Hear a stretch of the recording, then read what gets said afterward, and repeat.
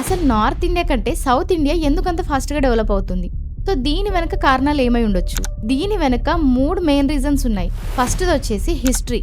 మనం చరిత్ర గనుక జూస్తే నార్త్ ఇండియాలో దండయాత్రలు, యుద్ధాలతో పోరాడుతున్న టైంలో మన సౌత్‌లో చోళులు, పాండ్యులు వంటి రాజులు పరిపాలించే కాలంలో వాళ్ళేం జేశారు? వ్యాపారమైన పరిపాలనకి ఒక గట్టి పునాది వేశారు. సో, ఆ రోజు పడిన ఒక స్ట్రాంగ్ బేస్ ఇవాళ మనకు అది డెవలప్‌మెంట్‌గా మారింది. కాకపోతే నార్త్ ఇండియాలో కూడా చాలా గొప్ప గొప్ప సామ్రాజ్యాలు ఉన్నాయి. కానీ తరచూ జరిగిన దండయాత్రలు అండ్ పవర్ స్ట్రగుల్స్ వల్ల దీర్ఘకాలికంగా స్థిరత్వం అనేది చాలా కష్టమైపోయింది. అండ్ రెండో రీజన్ ఏంటంటే క్వాలిటీ ఆఫ్ లైఫ్.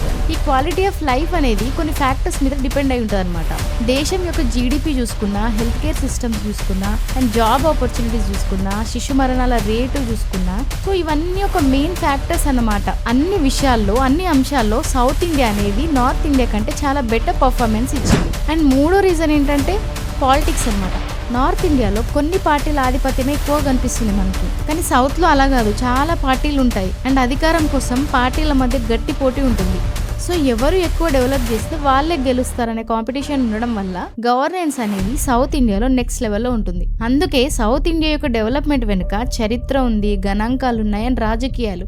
సో, ఈ 3 కలిసి పనిచేసాయి కాబట్టి సౌత్ ఇండియా నార్త్ ఇండియా కంటే డెవలప్డ్ అని చెప్పొచ్చు. సో, మరి మీ ఒపీనియన్ ఏంటి? నార్త్ ఇండియా కూడా సౌత్‌లో మారాలంటే ఏం చేయాలి? కమెంట్స్‌లో చెప్పండి. ఈ వీడియో కనుక మీకు నచ్చితే please like and share. And మరిన్ని ఇలాంటి ఇన్ఫర్మేటివ్ వీడియోస్ కోసం please subscribe to my channel. Thank you.